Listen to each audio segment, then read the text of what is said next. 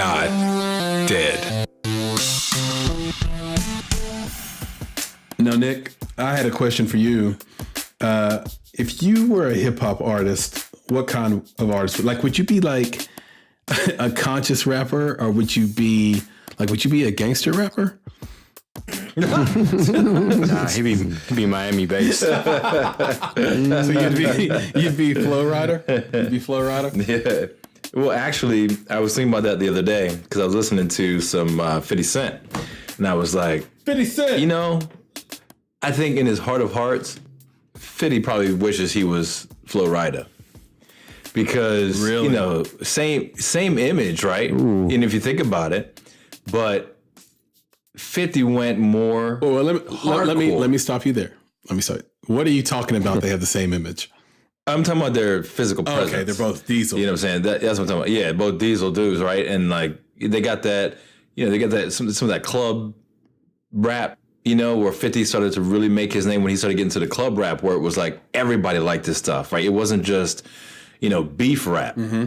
And I think that's where Flo Rida just went way past 50. It was like, no, forget all that beef rap stuff. Like, let's just make rap for everybody. And, you know, you don't see 50 doing half the stuff that Flo Rida is going to be doing and has been doing. So, yeah, I was thinking about that. I was like, yeah, what would, you know, even back then, like, what would you want to be? Would you want to be 50 in his hay, or would you want to be Flo Rida? Because I think Flo Rida's just like, you'll hear him probably for the next 10 years. You know, like 50 saw his time and it went and it's gone. But Flo Rida's going to be making tracks and freaking showing up at New Year's Eve parties probably for the next 5-10 years. But, you know, that's musically, though, because, like, 50, like, didn't he pivot into business world? Like, he's... Yeah. I would say he's probably worth 3 times the amount of Flo Rida. We have a look. I mean, look it up. You're stats, man. Check it out. Yeah, I'll look it up. But I bet he's... Because didn't he get in on the ground floor of Vitamin Water or something like that? He got $50 million on that. Yeah. But that was $50 million back then. I thought he got $150 million, but... No, it was $50 million. But Flo Rida has also been attached to, like, a bunch of these dance shows and all sorts of stuff that he's associated with. And it doesn't stop for him. You know, where 50, he did the business thing, but he also tried to get into acting. Yeah, I don't think any of us has ever seen anything 50 was in. Well, he's in the show Power. No, he EPs Power. Well, he just did something with Stars, too. Like, he just signed something with Stars. Oh, I was reading about it. That wasn't too bad. What was it? Right, that one. So no. What he's doing right now is Power on Stars. It's a hit show. Oh, good. Yeah, good. It's probably Star's #1 it's like show. Empire, but it doesn't suck. Yeah, it's Empire with the fucking and cussing. All right, so just to clear it up, 50's worth 110 million, and Flo Rida is 30. Oh snap! Look at that. Yeah, and 50. I'm reading this thing right now. He's just signed an 8-figure deal with Stars to extend the partnership. Oh, so that show is coming out for him. So his switch into acting. Right. Power. Well, he doesn't act in it really. He EPs it. He's like, okay, cool. Yeah, so that world, so his switch into that world, because I mean, after Vitamin Water, you did see him doing a lot more stuff in the film industry. I agree. But that's cool. That's good to know that 50's still holding it down. But I think the question is still valid regardless of their net worth. It's like, do you want to be like a pop rapper who can get on any Kesha song at any point, or would you rather stick a pencil in your neck? So I'd roll with Flo Rida, dude. Honestly, I roll with Flo Rida and go with the pencil. Yeah, I roll with Flo Rida, dude, because he's just, you know, everybody regardless is just gonna know him and love he's gonna stay relevant. The feeling they get from his music. Yeah, he'll stay relevant, but it's also there's a positivity factor in his music. Well, Pitbull's like that too. Yeah, he is very much so. I like Pitbull. I'm a big fan. Just because that's what he does. That's his job. But I'm not sure. Miami happy. But I'm going to be honest. I heard an interview with Pitbull. He was amazing. Now, I'm not kidding you. Pitbull gave an amazing interview. I left inspired. Like that dude is so positive and has so much energy and good wisdom. It's great. But he can't rap. No, I don't know him. But I know I listen to his raps and he's not It's hard to say. It's hard to say. You're saying that rapping is his second Right. language. It's hard to say that Pitbull and Kendrick Lamar are in the same category. You don't. That's not. Well, even, they're both that's rappers. Not even. No. There's a difference between. Well, there's a difference between a rapper and like an artist. Right. There's a rap. Thank you. I don't think that came. I don't think that came out There right. is. He's right. I mean, it's not. You don't do It's that. between a That's rapper not and an right. artist. Yeah, that's what I'm saying. That's not right. You don't put Pitbull and Kendrick Lamar in the same conversation. But Well, no, but he did ask you what kind of rapper you'd be. Well, I know and- what and you kind. did say Florida. right, what kind? Yeah, do you want to be a when it pop comes to rapper? between Do you those want to two? be like a conscious rapper, gangster rapper? Yeah, so diss what I was thinking rapper? about is You just want to be like a party I rapper. want to be the one. Yeah, for me. So the thing with Kendrick Lamar also is like, there's definitely like from an art perspective or lyricism, dude's off the chain. I mean, you can't. It's like you go back in the day and you talk about Biggie and the way he could flip lyrics. Eminem, same thing. But where I'm at is, I'm all about the positivity. Cats know that. And then if you could cross genres, basically, you could just kind of jump in and out. That's the type of person that a Florida is. Now, Pitbull is just Pitbull's Pitbull. Like, you're going to get the same stuff from him. Right. I don't hear him on a lot of different things or working with a lot of different How artists. many white tuxedos do you think Pitbull owns? As many black tuxedos as he owns. But that's where I'd be No like, one has a larger it's- collection of cummerbunds. No, they don't. But that's where I'm at. Like, I'd be that positive rap, right? So it doesn't have to be necessarily just the conscious stuff, but just positive rap, man. It's just all about making people happy. What about you, Jay? What about you? Were you going to be What kind of rapper would I be? you going to be like Zach De La Rocha current day or like? Yeah, probably. See, that's would a probably cop be what out. I I would gave you do, the yeah. answer, Brian. What about you? So before I give my answer, I'm loving the fact that as I'm looking through this, 50 Cent has a son named 25 Cent. No, that can't be true. Like it's really his name. Well, that's per Wikipedia, which I'm just loving it Never right wrong. now. It's never wrong. Because you could. I wanted, but I want that Why to be didn't you true. just name him $half? Oh, I guess that's 50 Cent. Never mind. That's 50 Cent, dude. That's 50 Cent. But he could have been 50, and then his kid could have Just been call him $half. Coda. Right. Yeah, quarter water.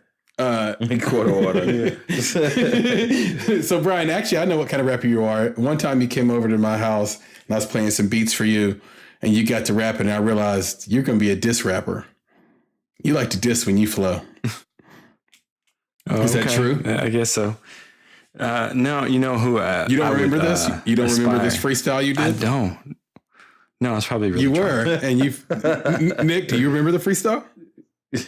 No, I don't. You don't remember the freestyle Brian did in our studio? Oh, when we were there, yeah. He put it down. Yes, Yeah, it was incredible. Yes, it was. Yeah. Yes, And you it don't was. remember this Brian at all. Dang it. No, See, I now don't. he thinks we're making this shit up. He thinks we're punking him. That's awesome. No. I'm sure. I heard about it remember before waking up the today. next day. That's about all I remember. We had a bottle of something that night. I think it was Angels Envy or some shit. But for you kids at home, be careful with the Angels Envy. So you're not going to be a diss rapper. What kind of rapper would you be? You know, I would strive to be probably more of a producer than a rapper, and more of someone that's trying to like push genres. Also a clever dodge. But yeah, expound. Now, so more like probably like Pharrell. Ooh, okay. Is Pharrell a rapper? You know. Yes. Yeah. I mean, on NERD, That's right. you Yeah. know, Well, I would say yes. I heard that album's great so far. He sings a lot on it. Oh, the new one? Yeah. Yeah, but I got his old album. He's just rapping. Yeah, he's a rapper. I mean, but that's the thing. Like, I don't think I would be a rapper. I think I would be more of a, Like a producer that puts out music.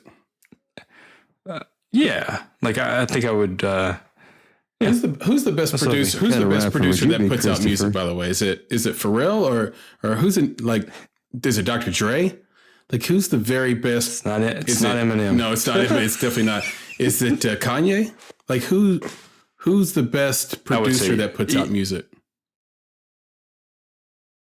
I would say Ye. Yeah, Yeezy seems to be the one. Well, Dre hits you every 8 years, so almost like it's hard to vote for him because you don't hear it. Yeah, like the catalog isn't. But when he drops, he drops. But he's quick. But he's quick about it. I feel like he's like drops one or two, and then that's it. Like you don't listen to the entire Dre album. You hear that one or two tracks. Dude, that I played 2001 till the fucking tape popped. 2001 was an incredible album, dude. 2001, and what came after that? Actually, what came before that? The Chronic. I played that shit till the tape popped too. So what came after 2001? He didn't drop anything until recently. It's called Compton, which wasn't good. What was the hit off of 2001? He had a lot of hits, but what's the difference? Featuring Eminem and Explosive. Like he had one. He had a ton. The Watcher. No, that was off the Aftermath album when he left Aftermath right after Suge Knight. But you're right, that was a hit. He performed that on Saturday Night Live.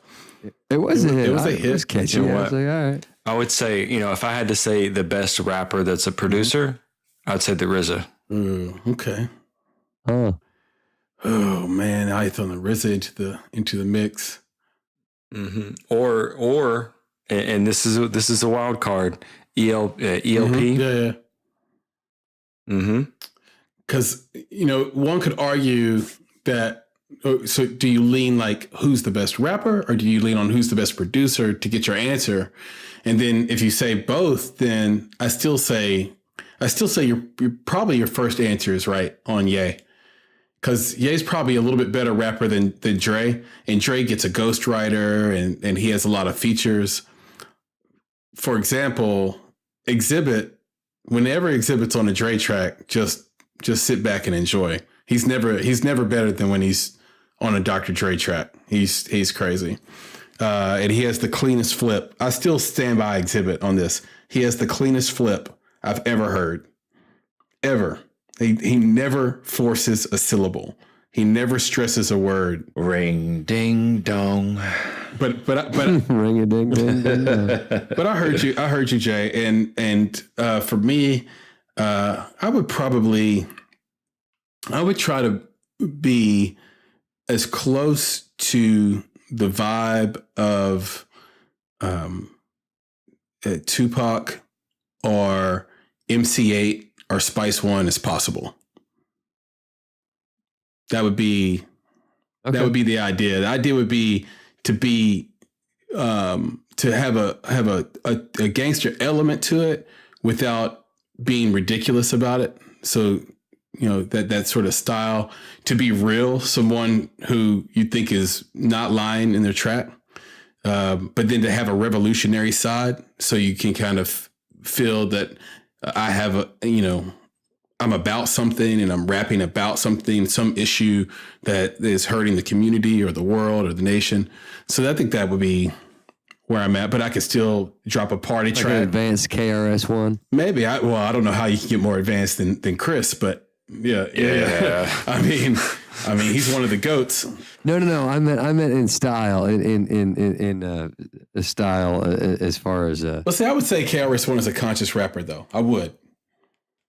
Yeah. Oh, terribly. Yes. I mean, he's not the king of conscious rapping. Yeah, he would be on the Mount Rushmore of conscious rappers. Yeah. So I'd go with Chris. You must Jason, learn. you're our rock aficionado here. Do producers in rock or country drop music?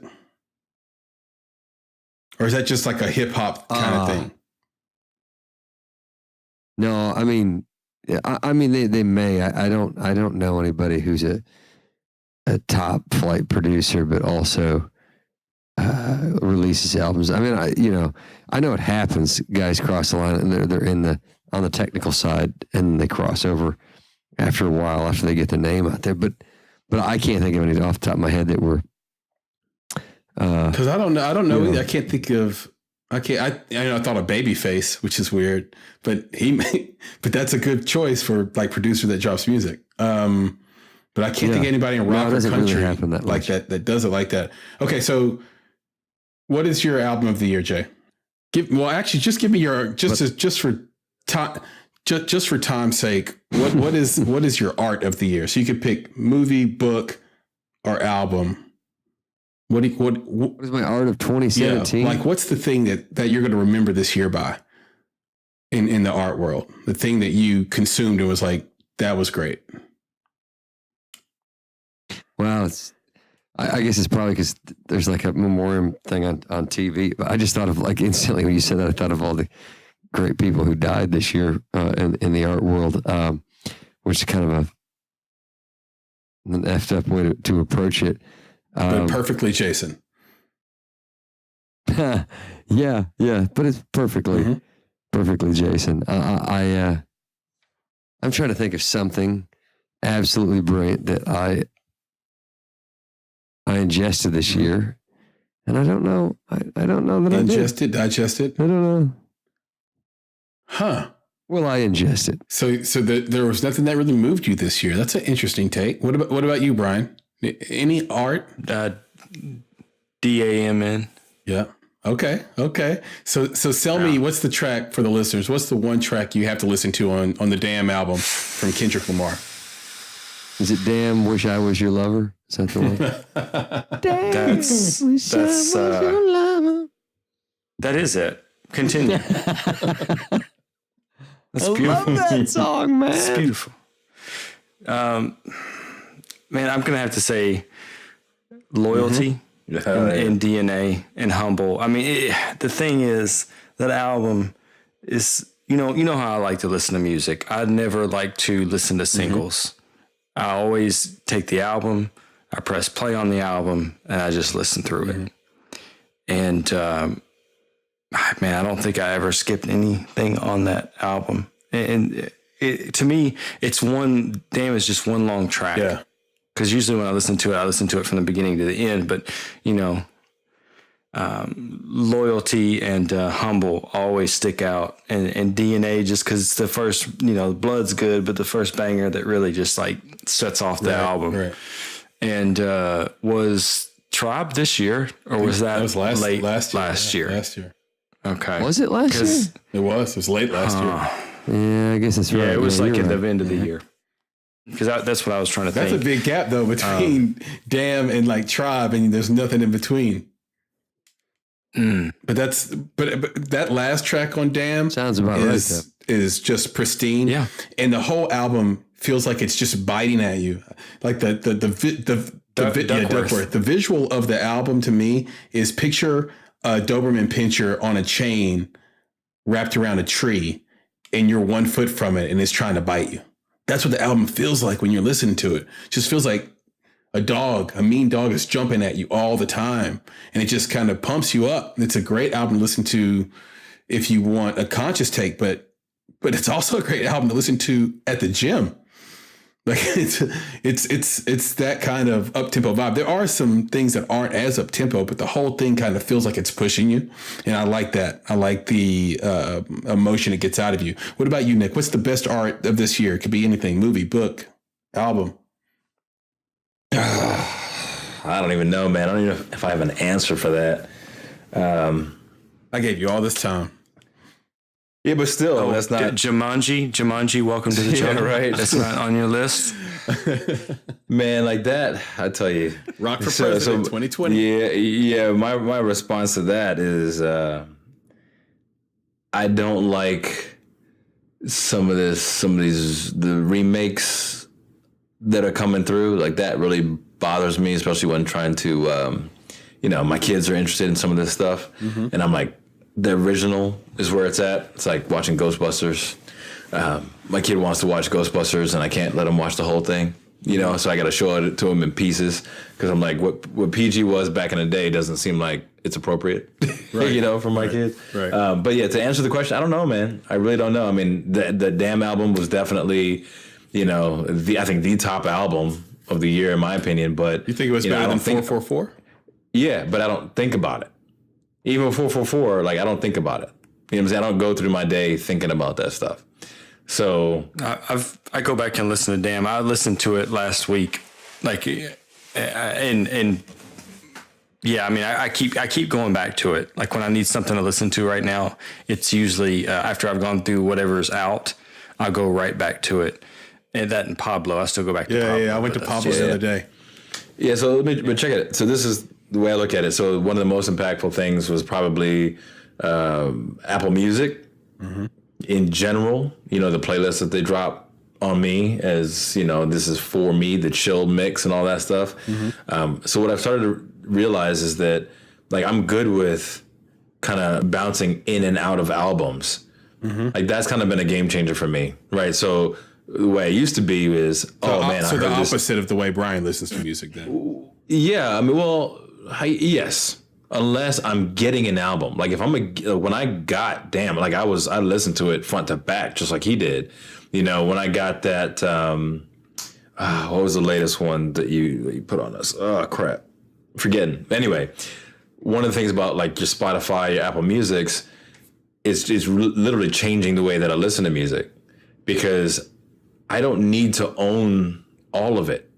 You know, just because I hear an artist and I'm like, oh man, that artist is awesome. Like I used to go and like get all their stuff, you know, and then listen to entire albums.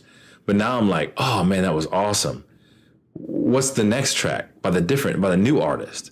Let me listen to that. Oh, let me appreciate that. And then bounce to the next one. It's like I'm just a nomad, just kind of going through the music. And what I think that's done for me is allow me the time to find all of these different artists and appreciate music like across the board, which has gotten me even more interested in local music. It's been a revival for you. Yeah, it's just kind of like, all this stuff is being offered to me from the popular scale, and then I get some of the stuff that's sub-popular. Now I'm like, man, what can I get in my neighborhood? You know, and how can I help patronize? Yeah, man, and how can I start patronizing people locally that are doing the same level potentially, and maybe even better, but just haven't been discovered yet? The frustration I had with Apple Music, they finally fixed this year, because one of the things I would do is I'll create fucking killer playlists. And the thing about the share economy instead of the ownership economy, which is kind of what we have now, what we used to have and what we have now is the share economy, where you don't own anything. You just borrow music, you borrow a car, you borrow your bike, you know, you don't own that shit. Is that I couldn't easily share my playlists, these massive playlists I collect with my friends, because I don't own the music actually. So there's no way to send it out. So now with the follow feature, like you could follow me, for example, Nick, and have access not only to what I'm listening to, but to my playlist. And what I've done, I've been on this really cool musical project where over the span of the last 2 years, I've built one massive playlist. And it has a really weird title and it's awkward and long, but I'm Christopher Dante on Apple Music for anybody that wants to follow me and follow this one playlist. It's guaranteed bangers all the way through. It's great. But it's more, you know, it's more electronic music though. It's kind of got that kind of lean to it. But I was holding on to that ownership model. You know, I was kind of almost lamenting the loss of it, you know, because there's a part of it where it's like, you know, imagine if all those things shut down, what would you have? Right. I think about that. But then I'm like, I started to realize I don't need to own any of it. It's not to be owned, right? It's to be appreciated. And there's so much of it out there, right, that I can find it anywhere if I just look. And that's the thing about finding stuff locally. You know, there's artists right down the street, you know, who are playing their stuff, and I can listen to them anytime I want. So there's a hoarder right now that is listening to you, and their skin is crawling, and they're just like, dude. And what's crazy is that I was one of those. I was going to ask you, Cass. So like, I still have a couple of those CD binders, full of CDs that I don't even listen to. I've got three of them. I got 3 of them too. They're just collecting dust. Yes. You know, I got that, and I got DVDs like that too. And it's like, I'm not watching them, I'm not listening to this stuff, but I have them. But I think I'm getting to that point where it's like, nah, I don't need it. I don't need to hold it. You know, I listen to something, I'm blessed by it, right? I listen to something good, I'm happy in that moment. Like it did its job. I don't even need to necessarily go back and listen to it again, because the next track could be just as good. Like that's the exciting part about it. Is like I don't need to hold on to it. Like that track, everything doesn't reside in that one track or that one album anymore. Right. And that's exciting to me. For me, great music has turned into like owning a great watch. You don't own a great watch because it does so much for you, because it really doesn't. Like my Apple Watch outperforms my like quote unquote jewelry watch or heirloom watch. Like it outperforms it by like 30,000. Right. But there's one I'm going to pass down to my son and there's one I'm not. Right. And the same thing with music. So anytime I want to own a piece of music that I want to make sure gets to my kids, I buy it on vinyl now. And I'm like, okay, because vinyl is like a cool way to own a record. Like it's so much cooler to own vinyl than to own a CD or a tape. A CD and tape kind of feel cheap in your hands and feel very destructible. and an album feels like when it's really taken care of, it's yeah, exactly. Well, there's a warmth. There's a warmth to the sound, but then there's a warmth to the feel, Brian. Like to have that in your hand, that big package, and then did I just say big package? Yes, you did. In your hand, big package in your hand, big black package. Yeah. But it's like having a book, man. It's like the tactile nature of a book versus reading something on an iPad or a Kindle. There's something about it. Actually, having the pages to turn. There's something about having. I missed in there, the dust jacket, you know? Exactly. The dust jacket, the care people take really good photos for their album covers when it comes to vinyl and some of the special things they do. And now every vinyl comes with a digital download. So it's the best of both worlds. So if you are stuck on the MP3, you can just download the music that way too. And then still have the vinyl to me, the vinyl is an heirloom piece. So here's a couple, I had some albums that I think will surprise you guys and then the listeners as well, I hope. And so feel free to download them. War and Leisure by Miguel. Get that. It's excellent. If you miss Prince, get War and Leisure by Miguel. I Fall in Love Too Easily by Catherine McPhee. Now, I know you guys are about to fall out of your chair. This album... Man, Catherine McPhee is off the chain. Okay, but Jason, do you feel that way? Are we physically? Which one are we talking about?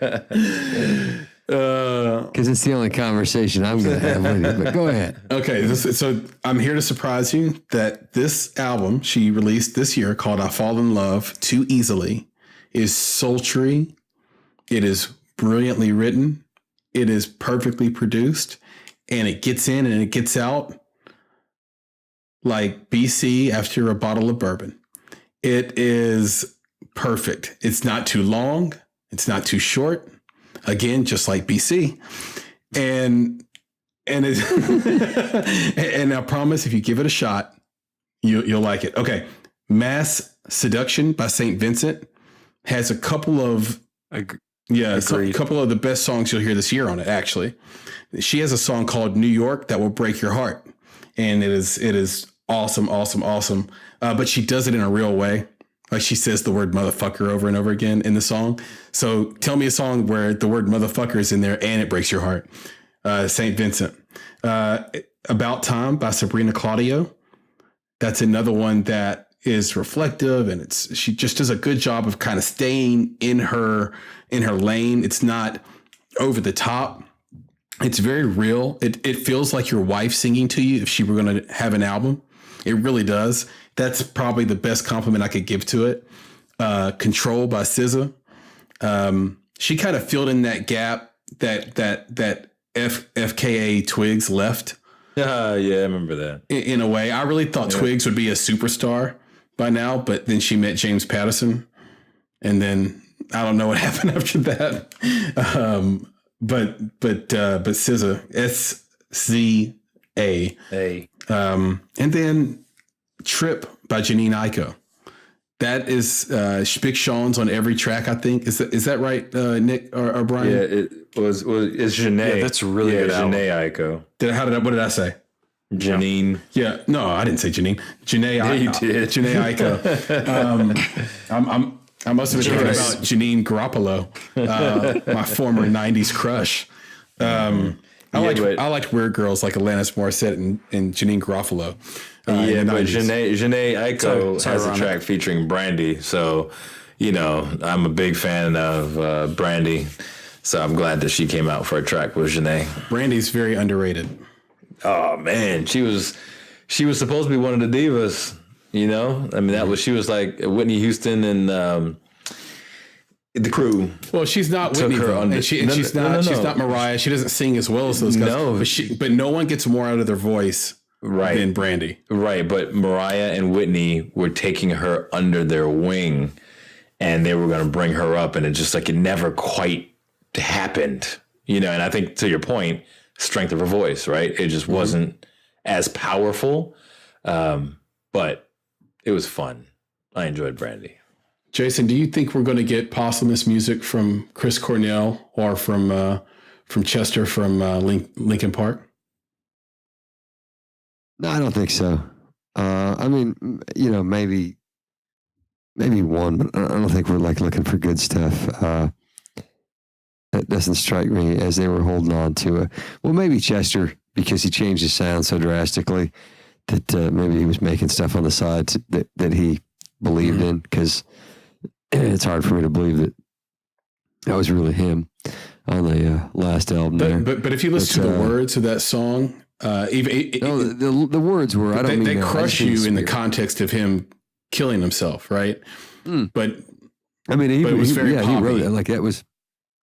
You could have seen it coming with that, but I mean, it didn't sound anything like. the song Linkin is Park called at all. Heavy, right? Yeah, I mean, the big one. The I don't track so I think so, had but, Kiara featured. yeah, I had trouble with the album. I was like, oh god, this is painful. Right. Not the Chester we know and love, It's right? good. But the lyrics were Right, I were couldn't there take it. where The lyrics Yeah. were, they're definitely there, but I couldn't do it. Jason, do you think Chris, I don't know. do you think wait, what were you about to say? I stepped on you. Are you talking about Cornell? No, I was just gonna say, Chris. I not you, Chris. The Cornell. I don't know. Maybe he's got some tracks in there. I would love to hear that. I would love to hear that. Yeah, I would too. Yeah, I mean, and his shit isn't old. It still plays. Like I played Black Hole Sun for my kids like a year ago, and it's still right up there with their favorite rock songs in their repertoire. And they don't have a lot of rock songs in their repertoire, unfortunately, but that's way up there for them, along with like Smells Like Teen Spirit. And so it still plays today. It still fucking rocks. Nice. Well, I'll ask you this, Nick. Was year one of Trump better or worse than expected as we wrap up 2017? Why'd you got to be better or worse? Why isn't it just what we expected? Well, I think that's Thought I was gonna get kicked in the nuts. right. Did you, Jason? Did you feel like you got kicked in the nuts this year by Trump? Maybe metaphorically, yeah, sure. I feel as if just being under his flag has been a kick in the nuts. Yeah, I just think that this year, or with that election, it's just the amount of chaos and uncertainty that ensued following it. Like that's the deal. Like I don't feel like I've been in that place since shock and awe. Right, that's why it's a weird, uncomfortable place to be in. And the level of acceptable stupid has gone to a new fucking. Yeah. I mean, And you have, like whatever the interview with this judge, the thing is like, there can't be people watching this going, I'm fine with it. You know what I mean? But nope, there's millions of them. Like this can't. So Sorry, No, on man, you, you're good, Nick. I know that question was you. I was just fucking winds me up that I got to go. How did we accepted this level of dumb? I thought it was bad. Like I really thought it was bad before, but we reached a whole new level. Yeah, and it's just chaos and uncertainty. Like that's what it comes Brian, down to. well, let me ask this because it can't all be bad. Brian, did Trump do anything good this year? And don't you feel like you just kind of went about your day, even though Trump was there? No.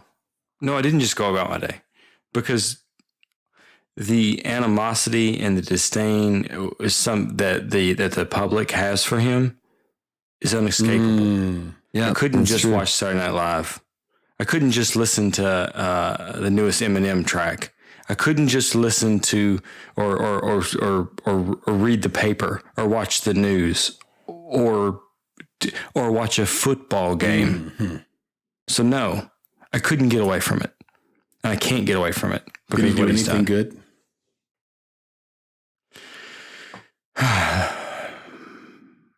I still don't know how I feel about net neutrality. Mm-hmm. I'm torn on that one too. Yeah, I mean, I get why you don't want the overall, big company that are demonized like Comcast and AT&T. Like, I get why that they're demonized and you don't want them to have control, but is the government better? Right. I don't know. Is Trump better? It's like, is Trump and the government better than Comcast? That's a pretty fucking even argument. And as So a I don't know. libertarian, you'd say that it's better at Comcast. Yes. Yeah, and come back to me on the art thing because there's one last thing I've got that I'm upset that we didn't have a lead time on this because I would have had Go more. for it. Tell me now. I can't wait. Okay. Yeah. So Legend of Zelda Breath I of the knew it. Wild. It was either going to be that or Star Wars. I was like, man. No, it's not Star Wars. Not the I've newest seen the one, newest not the movie, newest one. nothing else came out this year. Legend of Zelda Breath of the Wild. Tell us why, everybody. Tell everyone why we should rush out and get that for Christmas. First, it won Game of the Year, so it won Game of the it's Year got credibility this year. So it's got credibility. It won in a year where games are magical. There was the escapism is at an all-time high. People need to escape. Trump. And there's nothing better. Yeah, there's nothing better than The Legend of Zelda Breath of the Wild. It is, and I think I've mentioned this before, it is the game that says, can I do this? Yeah, you can do this. Can I chop this tree down? Sure. Can I scale this mountain? Sure. I see something way far in the distance. Can I get there? Sure. It might take you a while to get there, but you get there eventually. It's an amazing game.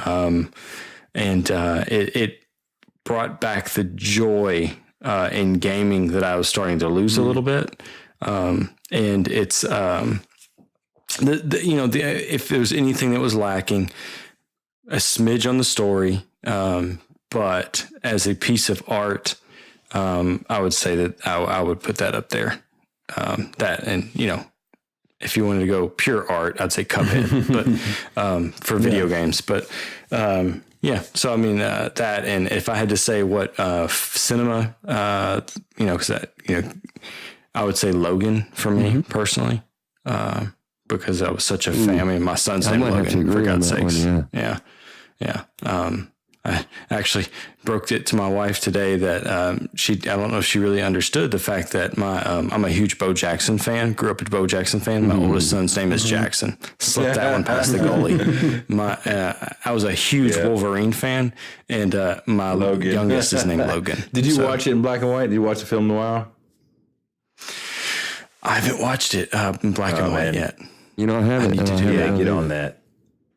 I forgot. I believe that's under the Christmas tree. Along with the newest, the runner-up apparently in Game of the Year was the newest Mario Brothers, Super Mario, and that's under the tree too. So I'll be playing that, and I'll have to give a report. And Wolfenstein, which is also up for Game of the Year, so I'll have to play all of those. You heard it here first, and get back to you. That's right. Which I play all of them. So you know what to get, people. You know what's going on, what's happening in the world of video games. I just saw The Disaster Artist with the Franco brothers. Excellent. Strangest movie you'll watch this year, perhaps. Very, very strange. I haven't seen Justice League yet. It's just stranger. And That's only strange as to why you'll be halfway through the movie, and then you'll realize what you're watching, and you'll be in on the joke a little bit. It's pretty amazing though. And the acting, they do side by sides at the end that compare the real life to the fake life, and it's unbelievable how well of a job they did. And I did it at the new dine-in theater where the seats recline and they serve you like food and drinks.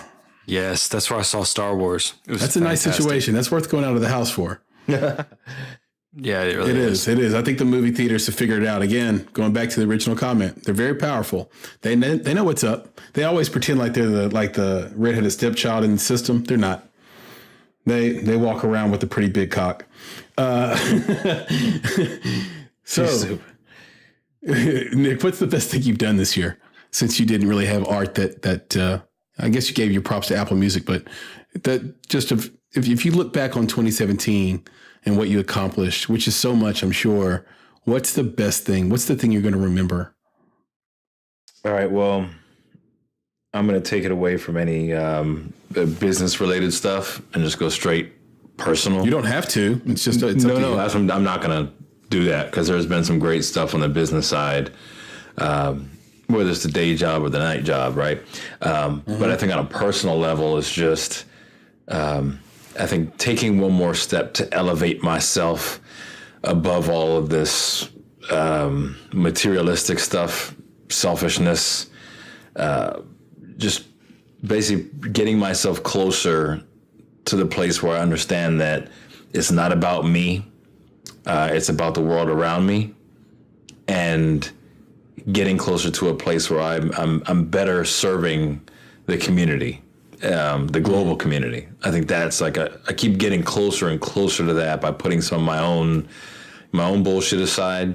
I think some of it's my own selfishness aside. Sometimes when I think I need something, it's not really that I need something. It's, either the programming I'm getting on TV or the music that I'm listening to has programmed my brain a certain way. I mean, something as simple as, I switch from listening to my TI station when I work out because I started noticing that music was changing my brain. It was making me feel a certain way or think a certain way. And I was like, I just need to put positivity in me all the time. If I'm doing that, then I'm a happier person. I'm a better person to other people. I don't want from other people, or I don't want for other things as much. It's like I'm good as long as I know that whatever I'm doing is adding value to the lives of others. Then I'm golden, and I feel like I'm getting closer and closer every day almost. But 2017 has been so much like that. It's like I'm lean now. I was like, I don't want anything. I'm trying to get rid of stuff, that's holding me back. So I think that's like the biggest accomplishment for me in 2017 is put all the material stuff aside and step into giving as much as possible. I love that. So going along that line, Jason, what would you say is the area that you've grown in your life or your relationships or both in 2017? I don't think it was growth. Is there anywhere where you feel like things got better in your life or in your relationship? Yeah, I do, and a lot of it was, I mean, honestly, through this podcast, not because it's, because of the nature of being able to bounce yourself off of three other people, which is fucking priceless. Regardless of anybody listening, because I hope it's great for them. But like I've said, this is just great for me. It's therapeutic for me just to be able to do this. And I've been looking back on the year and thinking, where did I do it? I don't know. Maybe no, no, it's been a rough year. So, Right. but you know what I was able to pull out of it is, and I'll get to how this boils down when we launched 2018 here and our first episode and the outlook for that year. But one thing I was able to realize in this one is the achievement that I was able to look at myself differently, and what I was struggling with in life, personally, individually, or jointly with my wife was kind of the same thing, and that was a lack of focus on me. I was thinking about was it episode 43 where we do the personality? Yeah. Kind of the breakdown, you know, and not that it was spot on to flip it, but you know, and Nick was when he questioned, is your wife wrong about you or are you? Mm-hmm. And I was like, fuck, maybe I might be wrong about me because I haven't realized who I've become, or haven't realized that who I've become isn't what I thought I had, or isn't exactly what I wanted it to be. And there's somebody that I am deep down inside that nobody else gets to see. Yeah. And then I thought about maybe the struggles in my own relationships, my own marriage. And I started thinking about, I forgot about me. And that's hurt me. Mm-hmm. In a lot of ways. And this year specifically, it's been a rough fucking year. I think one of the most difficult things for our spouses to sometimes understand is that for a man, the need to not be ordinary, the need for legacy is so visceral. It is visceral. And I don't even want to necessarily put mine to legacy, which, you know, you always hope it trails into, but mine is the fire of the present, mm-hmm. you know? And I don't have that. And I don't have that because the things that I focused on haven't been bad. They've been wonderful, mainly my children and my wife. But yeah, I don't know. I just had a discussion with my wife where I said, it's going to be inclusive in how I do things. I'm conscious of that. And I'm going to try to, I hope there's some things that you want to do and we can do them maybe simultaneously, you know, next to each other silently. But 2018 is going to be, it's about me, and not just because it comes up to an 11 when you put those together, but like literally that was my mistake. And that's what I've learned through all the many lessons of 2017. So many negative lessons, but some real good positive ones. As long as I grab them by the balls and say, oh, I got to pay attention to me. And that's what it is. So I'm going to close out 2017 by saying 2018's mine. I love that. Thank you for that. Brian, what would you say is the primary takeaway for the year from the podcast, and maybe the best advice for the listeners that we gave, if any?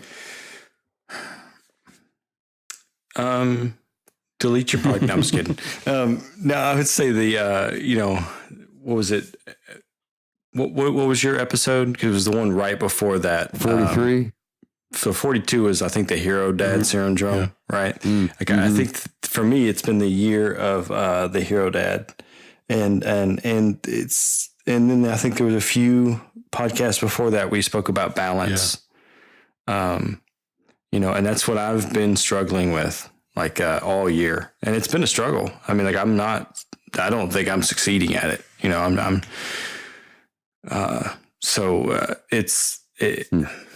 what can people take away from it? You know, recognize the needs of your family and your partner and try to balance those, because that's where I'm at every day.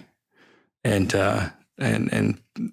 yeah, with the hero dad, man, I just keep falling into these traps of more and more responsibility, which takes away from, time with the wife. I probably could have seen some more movies, but I'll say the same. I'll say the same thing. I was thinking, what's the one thing I'll look back on? We talked about art and everything. What's the one thing I'll look back on this year? And I'll think, well, it's the first time I ever went outside the country. Like we went down to Mexico, right? And it's the first vacation I've had since my divorce. Remind us when your divorce was for me. What year?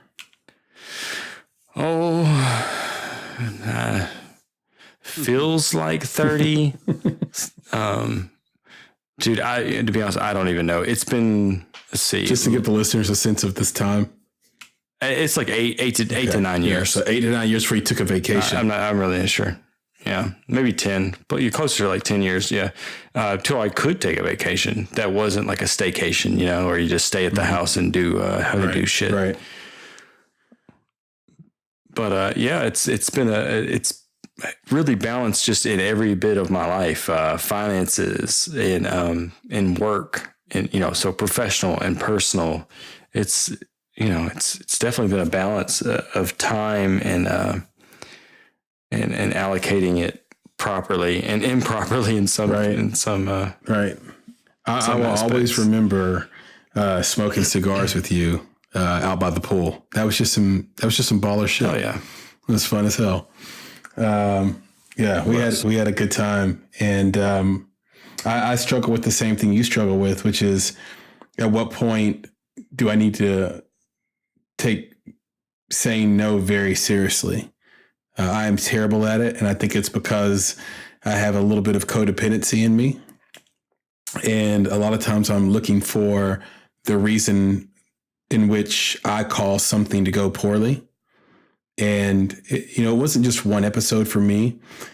There were several episodes that I would sort of expound on a story, and Jason would jump in and say, "What? I don't know if you're wrong in that."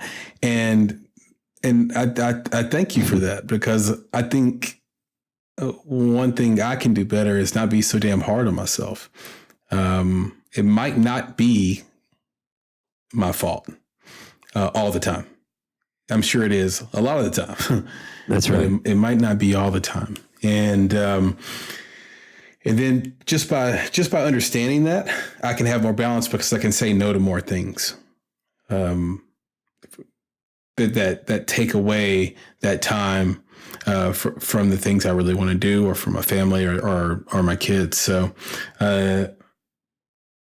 bring us home, Nick, on this before we wrap.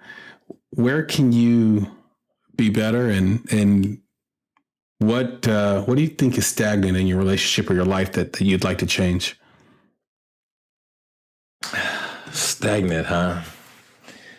Well, I don't think anything's stagnant in the relationship. I'd rather take it in a different angle with respect to kind of like what Jason was saying about, what you learn from the experience of this podcast.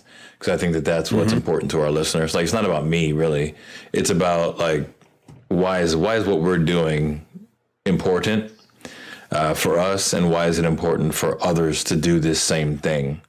One of the things that I do is, so I think some of you cats, your wives listen, some don't. My wife is not a listener of the podcast, but she always asks me what we talked about. So we talk about those things.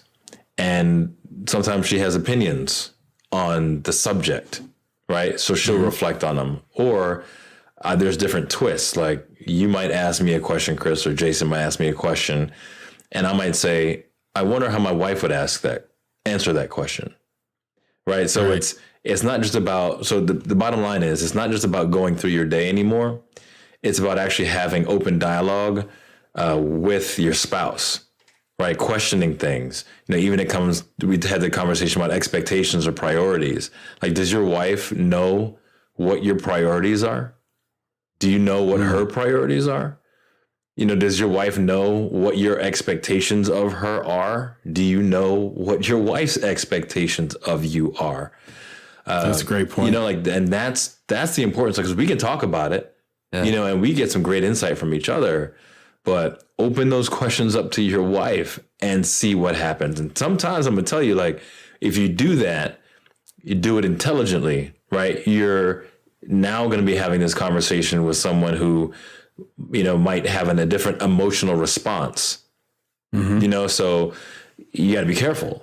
But if you're careful, you do it well, it can be eye-opening, and it can take your relationship into different places. So even if it's not stagnant, even if you didn't even think that anything was inherently wrong, opening the conversation could actually make it more right than you ever thought it could be. You know, like, or you can start to see things like, oh, okay, I didn't realize that maybe I was doing that. And that's why you were reacting in the way that you were reacting. I thought you were just acting in a certain way. Right. You know what I'm saying? The question that flipped my whole year around was, what can I do to help you? Right. Just a simple question that I'd not asked on a regular basis for 10 straight years. Yeah. What can I do to help you? I mean, back to... And then just wait and see what they say. Yeah, but back to what Jason was saying about, you know, getting back to zero. Imagine if we were to all ask, what are your basic expectations of me? Mm-hmm. Yeah, that's a great question. Fantastic question. I like, and I'm looking forward to each one of us answering that in 2018, because we all need to know that individually. Yeah, I asked that question today. I said, you don't have to answer it now. You know, take a minute. But I need an answer. Like, as a father, like, because like I said, we always focus on being a spouse, but I'm like, as a father, which is the most important thing to me. Spouse is second, you know, sorry. But like, what do you expect of me? Mm-hmm. And because spouse is second, I that's important to me, because I want to be number one to you under these two, you know, these two kids. So yeah, it's fucking, that's the and question. It can get tough if you're number one to her, but she's behind the kids to you. Yeah. So yeah, if you were to jump into that new year, and I'm just going to kind of off the top, like, yeah, what are your expectations of me? What are your top 3 priorities?